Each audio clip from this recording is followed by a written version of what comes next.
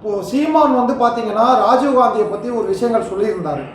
என் தமிழ் மண்ணில் வந்து கொண்டது அதுக்கு வந்து நீதிமன்றம் கேட்டது அந்த மாதிரி சொல்லவே இல்லை அப்படின்னு சொல்கிறாரு. சீமானை பற்றி நீங்கள் ஒரு சிறிய காலமாக பார்த்தீங்கன்னா தமிழகத்தில் வந்து ஒரு போராடக்கூடிய ஒரு குரல் கொடுக்கக்கூடிய வந்து ஒரு மனிதராக வந்து சீமானை பார்க்குறாரு. நீங்கள் எப்படி பார்க்குறீங்க? இல்லை இப்போ சீமான் பார்த்தீங்கன்னா சீமான் கூட இருக்கிறவங்களும் அவரும் சர்வாதிகாரத்தின் உச்சம். நீங்கள் அவர் கட்சியில் இருக்கிற ஒவ்வொருத்தராக கேண்டுட்டு போயிட்டுருக்காங்க. ஏதாவது இப்போ கட்சியில் இருக்கிறவங்க கேள்வி கேட்டாங்கன்னா இப்போ காங்கிரஸ் கட்சியிலே ஒருத்தங்க ஒரு உதாரணத்துக்கு ஜனநாயகம் என்பது என்ன? ஒரு காங்கிரஸ் கட்சியில் ஒரு பிரச்சனை இருக்கா, அது எதனால் இது ஏற்பட்டது, இது எப்படி நீங்கள் சரி செய்ய போகிறீர்கள் என்று கேள்வி கேட்டால் அதற்கு தலைமை பதிலளிக்க வேண்டும். அதுதான் ஜனநாயகம், அதுதான் ஜனநாயகத்தின் குரல்.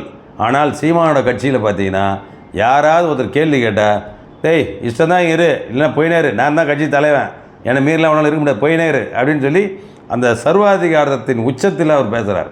இன்னொன்று பார்த்தீங்கன்னா ஆமகரி சாப்பிட்டேன், விடுதலை புலி பிரபாகரனோடு போய் நான் ஒன்றா இருந்தேன், அவரோட ஆமகரி சாப்பிட்டேன், அவர் என் தோல் மேலே கை போட்டார், எனக்கு துப்பாக்கி எடுத்து சுட கற்று கொடுத்தாரு. இதெல்லாம் இந்த மாதிரி வந்து புருடா இந்த மாதிரி அதாவது சொல்லுவாங்க அண்டப்புழுகன் ஆகாச புழுகன். அந்த மாதிரி அங்கே இருக்கிற நீ ஸ்ரீலங்காவில் இருக்கிற பிரபாகரோடு இருக்கிற ஒரு ஃபோட்டோகிராஃபர் அந்த நிகழ்வெல்லாம் எடுத்தவர் பதில் விளக்கம் கொடுத்துட்டார். சந்தோஷ் அவரே விளக்கம் கொடுத்துட்டார். அந்த மாதிரிலாம் நடக்கவும் இல்லை, இதெல்லாம் ஒரு பொய் பிரச்சாரம் அப்படின்னு சொல்லி கொடுத்துட்டார். அதனால் அவரை பொறுத்தவரையிலும் சீமானை பொறுத்தவரையிலும் நல்ல ஒரு வாக்கு வங்கி ஒரு 8%ன்றது ஒரு 7-8% வரலாம் இருந்தது ஒரு பெரிய வாக்கு வங்கி.